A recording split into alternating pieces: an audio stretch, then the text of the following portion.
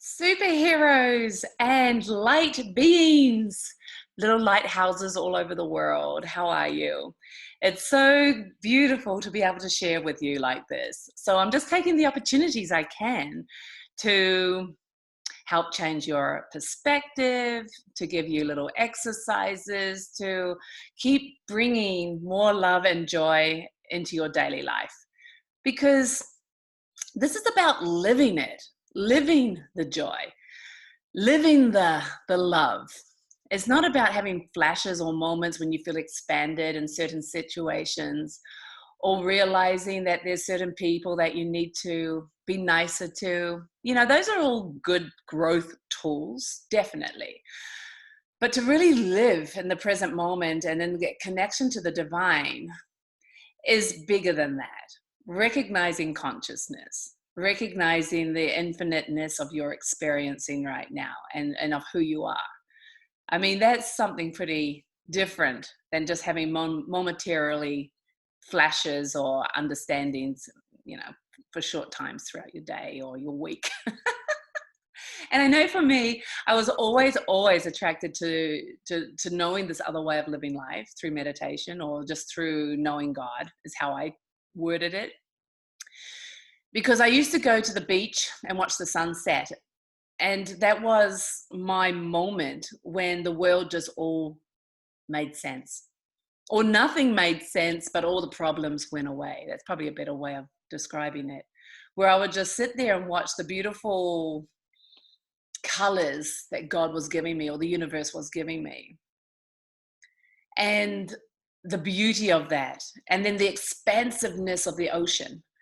And that eternal, the waves, the continuum that was happening, with or without my awareness, with or without me being there.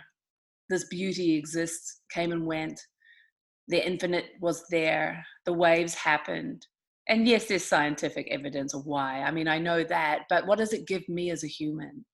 That there's this greater force at work, holding us and moving us and beating the heart and connecting us and creating the tapestry of life for all of us, billions of people.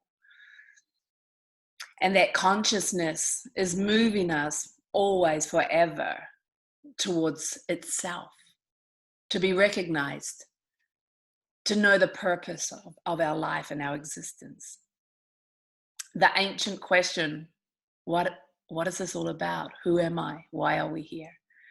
Those were the questions that drilled into my soul and my heart while I was a teenager and in my early 20s. And it was something that it's not like I found answers to back then, but it fueled me to feel uncomfortable with just how the world was. Or even just to have a job. Yes, we all need to work and we need money and we need to have purpose. But there was a purpose bigger than that burned into my heart. There had to be reason.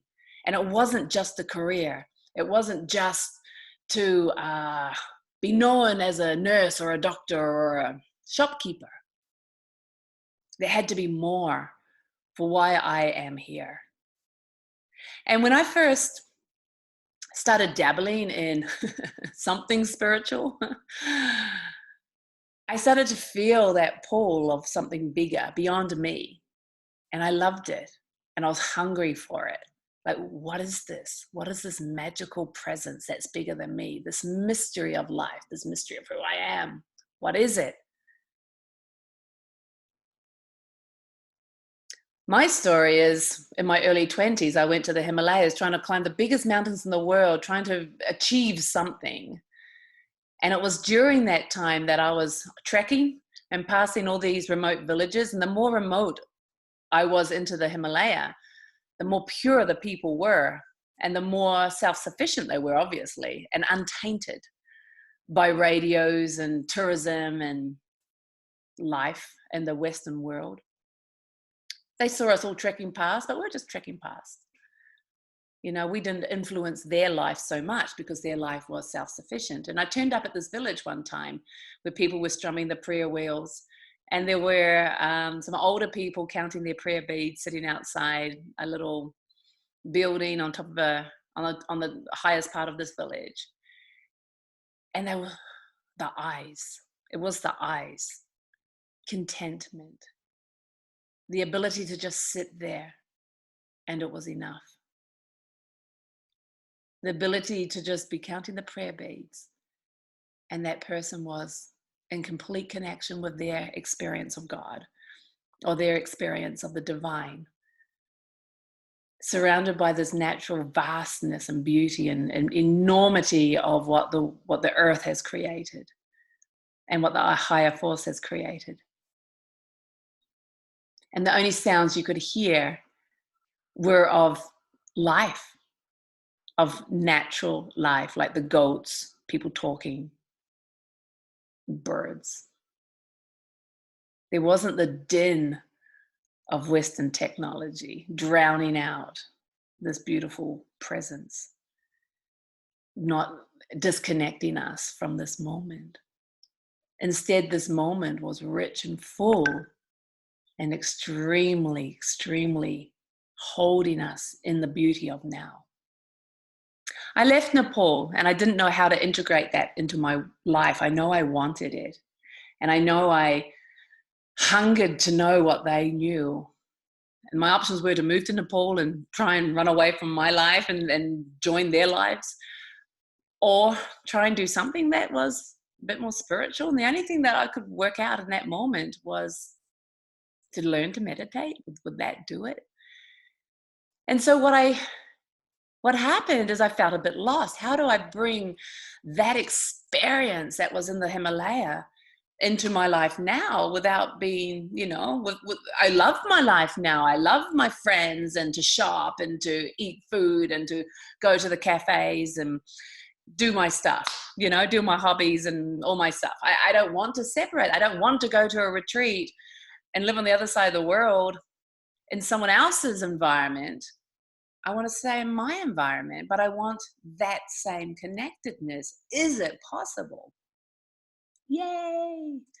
The answer is yes. So actually what I started off trying to do was, I bought books on Tibet and books on Buddhism and tried to see if that was what I wanted. I didn't want to become a Buddhist because I still wanted my identity. I felt like if I was becoming a Buddhist, I was leaving who I am and how I've been raised, something like that, trying to fit into their life. For me, that's what it looked like. So I didn't want that. There had to be something else, life itself. I visited their life and saw that. How can I now be in my life and experience that? And what is that? That connectedness, that trust in a higher purpose and a higher presence. This knowledge that the existence of life itself is rich and full right now and full of unconditional love. What is unconditional love? Am I able to experience that? Yay. The meditation practice that fell into my lap, maybe because I was calling for it and it was fishing for me, is a pure form of meditation. It doesn't need anything else. It doesn't need dogma or ceremonies even. If you want dogma and ceremonies, you can have that too.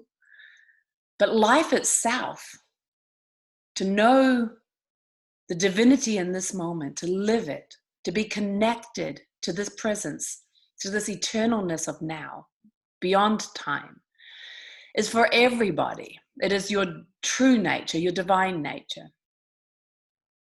And many people throughout time have talked about it, regardless of what religion they were in or believed in. That connectedness has always been the driving force behind the individual, and then how they found that becomes perhaps the religion or the dogma or the tradition or the belief system. So take away all that things, and what's pure and left is that ability to be present now. And it was written by a poet, Rumi. One way of describing it was, there is this moment, there is this presence, there is this space, there is this field where everything is pure, and I will meet you there. Something like that. I think I might be misquoting him, so don't quote me. Look for it yourself. Rumi, Rumi. And that's exactly what it is. To rest into this moment and to be beyond time is our natural state. This eternal moment is here now, without the mind looking for the past or the future. This present moment, this presence of existence. And what is this presence like? This joy to be now, this ability to let go into this moment and recognize that the conditioning is what's created our identification of an individual me, but also our identification to something wrong, and also our identification to all these problems and things we need to fix. So if we're living through all these problems and things we need to fix, that takes us into time. This is how it was, and this is how it's going to be, and what do I need to do, and how can I get it right? And is it right or is it wrong? Do I go left or right? Like that duality is so in the conditioning of humanity. And in that conditioning is confusion and fear, depression, insecurity, distrust. And we're so used to feeling those things. We're so conditioned that that's normal, that when you see you have a different choice and you don't experience those things, it's like as if someone's rubbed your eyeballs and you've gone, what? This exists? This love is here now? This is how I can live my life now, with all this joy and passion and excitement to just be here now? This connectedness, I'm never alone or lonely because I'm connected to everything through this present moment. Oh my gosh, we're so connected. It's impossible to be disconnected. The disconnection's in our mind. It's a thought that we've been thinking so hard and so many times that it becomes our reality. How stupid. Do I want to live like that? No. So I don't have to. And the fear, is that the same? Meditation is investigating these questions and then having a pure experiencing of the choice for something different. You start to see the conditionings of the thoughts and the minds and how much attention we've put onto it and made it our truth and our reality. And then through a meditation practice, you allow yourself to just reside in this moment, and life is here now, and its beauty and its joy and its connectedness and its passion. I don't know how people pick up this idea that if I meditate, I'm disconnecting from the world or from problems or from myself. I feel more connected than ever, but I don't focus on problems. If I notice these things that need to change, I'm from a place of love and clarity to actually step out with kindness and the desire to help to actually move things. And that's what evolving consciousness is all about. Things are constantly evolving and moving. I mean, look at our world around us. It's a world of change. But this present moment, where all that, the foundation of all that goodness and that unconditional love and that fearlessness, that's where you want to put your attention first. And then you see your world and you play in it and you activate things and you change things and you give hope and love, or you turn up 100% to your life right now and it's showtime. What do we want to do? What are we going to create? Because that's what evolving consciousness is. Creation, creativity, movement towards more of God, towards more of good for all, not away from it. So how do people even think that meditation is disconnecting from life? Thinking is disconnecting from life, because when I'm thinking, I'm actually aware of all these thoughts and I'm missing my life right now. I'm so consumed by all these things I've got to think about and work out and worry about and fix that I'm not even present to what's happening right now. And we know it's true because how many times have you been caught up in thinking about something and you've driven right past the shop that you were going to and you're like, oh gosh, where am I? Oh, hey, I've got to turn around and go back, because you're not present. It's obvious. It's obvious when you start to hear it or start to play with it for ourselves. That's why I'm so floored when people say, oh, meditation, that's so, I don't know, 1960s or, I don't know, then they try that again, and once in a while a popular book comes out, like, I don't know, Eckhart Tolle in the I'm going to be bad here, 80s or 90s, was it? I'm not really sure when that book came out now. The Power of Now. But there's these times when something covers the planet, and everyone's like, woo, I'm jumping on that bandwagon. And it's great because it's like opening up our awareness to something different, a choice to get us out of this horrible conditioning that limits us and boxes us in.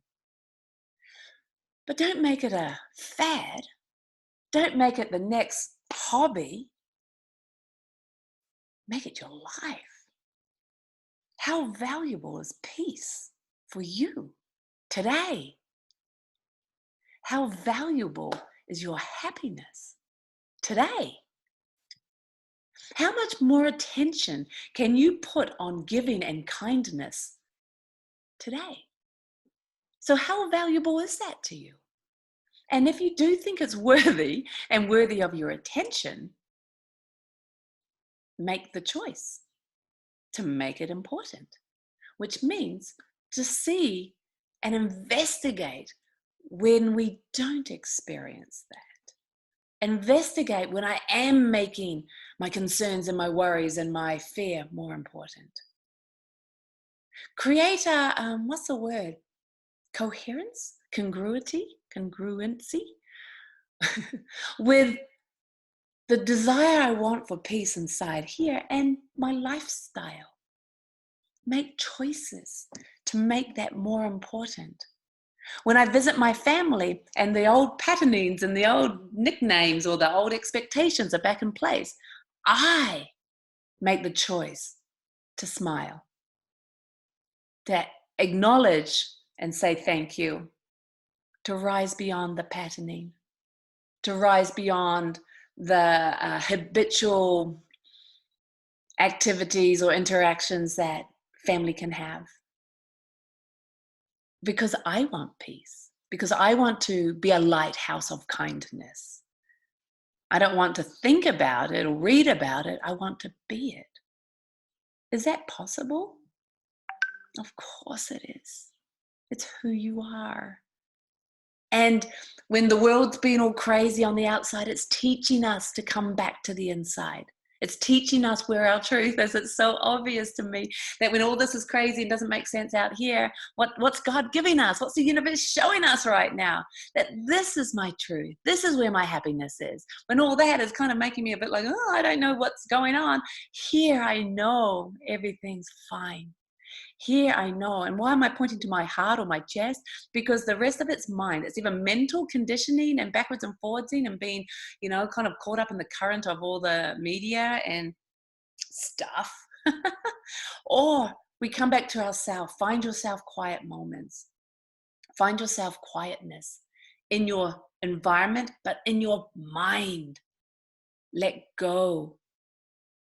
Be the witness of the emotions. Be the witness of the thoughts. Don't be caught up in it and go off thinking and you lose this present moment. Be the witness of it, like a movie camera. A movie camera will film anything, but the movie camera is not affected. I love that analogy. And that's who we are. We can witness everything, but we don't have to be taken away with all our emotions. Oh, but it means I'm heartless. No, it means you love more because it's unconditional. And it's pure and it's present. So your ability to be in the moment is greater because you're present to it. And you're not off in your head thinking about, oh, I remember when 2 years ago that happened to me too. Or, oh my gosh, is this going to happen in 5 years' time? Am I ever going to get over this? Am I ever going to stop reacting when you say these things? That's the mind and the conditioning. Who are you? Are you living from the mind? From those thoughts, from those conditionings? Or are you able to just rest into this moment now and make a choice for something different? And what is that choice? Instantly, not soon, but instantly, you experience contentment. Instantly, you're rewarded with the present moment and the aliveness of what it is to be present. Instantly, you're in your life and witnessing and enjoying and dancing in the magic of that. instantly the universe is giving you all these gifts and you can actually see them and experience them because you're not somewhere else thinking about stuff.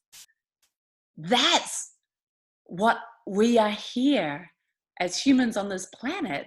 That is the purpose of your life. That is the greatest purpose of your life, is actually to know who you are and to know how to be present and to live that. That is the greatest thing you can do for yourself, because that's the source of unconditional love and of peace. And that's the greatest thing you can do for other people. Because if you're residing in that unconditional love and in that peace, that's then what you give to them when you talk to them, when you look at them, when you laugh at them, when they see that your eyes are bright and not like covered in fear or frowning from anger and annoyance for the world and for everyone, you know? Instead, what you're shining with is love and giving them hope that they too can meet your energy and be raised into that love too. And if they say, hey, there's something special or something different about you, what are you doing? You'll say, I know a meditation practice that's super simple and super easy and super direct and allows you to rise past and beyond all those silly limitations for you to experience the greatness of now, the aliveness of life now. To not have fear, not to live in that fear. To allow all that stress just to leave your body, because it's like, everything's okay here. Everything's okay now. I've always wanted that. I was looking for that in my trekking around the world, going to the Himalayas and going here and going there. That's what I was looking for. But I was like, who can teach me this? I personally needed a practice. I needed tools to help me, that when I was off thinking and when I'd forgotten and when I got caught up in being angry or whatever, there was tools that would teach me or help me to come back, like a bridge, bringing me back. And that's why a practice can be very, very empowering for people, because when we get really caught up in the old conditioning or the funkiness or the heaviness of the emotions, it's like, what gets us out? Where's that magic pill that's going to get me out? And a meditation is a practice that then when you just sit down and close your eyes, it moves that energy or helps shift it and distance you from it. So once again, you can be the observer of that energy, right? Rather than being in it and you're really upset. For me, the practice was, it had to be pure. It had to be without the dogma and the religion, just for me. I didn't need all that. And if I felt like I needed it, I could do my own, or I'll join your class and do that, or, you know. Ceremonies connect us to celebrate the universe. I think they're vital as well, but do it in your own way, how it resonates for you. Get your own rituals. And it could be as simple as getting your cup of coffee in the morning and just sitting in your garden. And there's your morning ritual there of just having your own space and your own quietness and your own chance to praise and your life around you and feel that connectedness. For some people, it needs to be deeper. Maybe they move into other things which become their rituals or their ceremonies. We all have our own. Let that be okay. I think we judge each other too harshly without asking each other, why are we doing this? And then giving the person the space and the time to actually explain why and let them have their path. We all have so many different paths on this planet. I think there's just too much judgment sometimes. So let's bring the path back to ourselves. I need to look after my own path, enrich in that so that I can just simply be that lighthouse for others. And then let them take what they need from that and then move on their beautiful divine path too, because it's their right. It's their awakening. It's their gorgeous journey of life. But we're all part of that tapestry that brings us together. So the more I can spread the kindness or the light, the more it could be spread onwards and outwards into creation as well, into evolving consciousness. And that's why I do these videos. to spread that joy, to spread that hope. And also, as always, at the end of my videos, I give a little simple exercise for you to actually implement what I'm talking about, for you to actually play and see in your own experience what it's giving to you. This is active. Again, that's why, meditation isn't just sitting on the couch and doing nothing. It's active. I'm actively applying goodness and praise and contentment and hope. It's not inactive. But there's definitely moments when you go into the flow of the energy and it's like, it's time out right now. Like you honor that too, instead of fighting and resisting everything. Oh my gosh, humans are so funny. So let's move on to the activeness of what I'm talking about. What is the exercise for today? We've been talking about so much. It's like, what direction should I move us in today? I know. One thing I love about the Bright Path, which is the meditation practice that I do, is the techniques are based on praise, gratitude, and love. And praise is as simple as changing your focus from that kind of like frown, like everything's a little bit off or, a bit negative or a little bit grumpy today. But as soon as you start to praise things, that energy shifts. It's like it's the turning point to allow ourselves to start opening and expanding. So even right now in this video, you can see the green plants. You can see like there's a little bit of the poster behind me, or the metal it actually is. You have the choice to criticize that and think nasty things about it, and you can feel it in your body how that feels for you. Typically it's a bit of a facial expression, a bit of a energetic response that happens. Or you can choose to praise it, have appreciation for the I'm opposite. Have appreciation for the greenery, have appreciation for the wood behind me, have appreciation for the little bit of the poster that you can see, the little bit of the metal you can see behind me.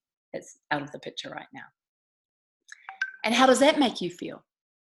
And so praise is active. You actually feel it in your system. It opens up even your body language. It opens up your vision and your perspective too of the world. It actually is the starting point to start connecting again. It moves that energy too from disconnect into connection. Simple little praise. And we can do it over and over again just by either thinking it or saying it. And it moves us and opens us and invites us. So your homework, your game, your play for now to actually exercises, to actually implement our change and our growth in consciousness is let's praise at least 5 people today, either in our mind or actually vocalizing it to them, not for them. And you'll notice that they will respond the way they need to respond, and that's okay. But for you, what does it do for your experience? Now that's super exciting to see. One little tweak on this, out of those 5 people, look for one person that you really don't want to praise. Maybe you've had a falling out or a fight, or you really just don't believe in what this person's saying is correct, or how they say it, or the situation, whatever. Take the high road. This is about you and your growth. So find one person that you actually really are stubborn and don't want to praise, and do it as an exercise and see what happens for you. For me, even if the words feel false or fake, what happens afterwards is almost like this crumbling of the walls. This humbleness can happen of just putting down my sword, my battle sword, and proving that I can actually surrender to something greater. And that it's not actually between me and that person. It is actually something about my heart opening up. And it might even be bigger than that. If I've had this pattern in my life for 20, 30 years of being stubborn and holding grudges, and I will never bow down, I'm so proud of my strength. And then you humbly praise somebody. It's not like you've given up. It's like you've grown bigger. You've actually gone past that line that you imposed on yourself. those walls that you put around yourself in the belief that we're being strong and protected or right. But the universe is beyond that. The universe is beyond right or wrong, good or bad. The universe is infinite, unconditional love, unconditional love. And for you to tap into that greatness and into that immensity of this unconditional love, those walls have to dissolve. And that humbleness has to be experienced. And as we grow in our consciousness and on our beautiful divine path, there will be moments when you feel like, nope, I'm right here. I'm not going to say sorry. And then what is it like when we actually transcend that for ourselves, for our own heart, and for what we then can share with other people? I used to think I was extremely strong-willed, and it was a wonderful personality trait of mine to be so stubborn and strong-willed that the fact that I would probably walk over the top of other people to get what I wanted. Is that something to be proud of, really? If in my heart I want happiness and kindness, and I want to connect and live the purpose of my life, is walking over the top of other people really what I want to be? The person I want to be proud of? Or do I want people to see a strength in my humbleness and humility? And can I influence them through kindness and hope and connectedness and love? You know, it's interesting as we grow consciously how it all changes. So much can change. And I believe my strength now is to have no walls and to have no positions. In fact, compassion is having the ability to let go of my positions and being open to listen to the universe showing me 100 different ways which could be better than my way. And the universe wants to give me that, wants me to expand and grow and play in a team and be connected and to see love in everybody. It's the opposite. But we take baby steps of learning this. It's about us. Everything that's going on right now is about us as individuals growing to learn to become greater human beings, growing into the light, growing into the love, and then sharing that with the others. When you're comfortable, when you're happy, when you're filled with joy, when those glints are in your eyes of joy and happiness, when you walk into the supermarket, that's what you give to your world. When you, as in the present moment, that you're not in a hurry, you will let someone in front of you. And that one little action of kindness could make their day. Because then they're like, oh my gosh, I can be kind too. And their way of being kind might not be delivered back to you, but it could be to when they go home. They actually are nice to each other in their home, just because they saw some kindness in you. So you might not see the effects, but trust me, that's how consciousness expands. Okay, superheroes. So remember your playtime or your homework or your exercise to grow and share is to praise 5 people today and tomorrow and the next day. And one of them is somebody that you're uncomfortable with. Okay? Oh, this is so much fun. I love doing this with you all. Until next time, let's keep the passion and the kindness and the joy and the hope rolling. I love you guys.